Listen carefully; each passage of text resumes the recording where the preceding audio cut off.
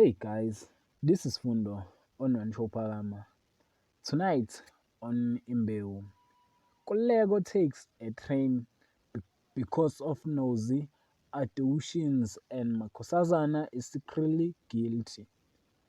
Nokzola suspects Bongil of being responsible for the kidnapping, while Mazulu suspects that Nokzola had her own child kidnapped and he wants Nokzola to leave Zetulele. While two Sheleni offers Tandega a place to stay, and Tandega discovers a man spilling out of trap door in the ceiling. That is for all tonight. Thanks for watching. Don't forget to like and comment and subscribe. Therefore, thanks. Let me see you. Oh, lo, lo, lo. Let me see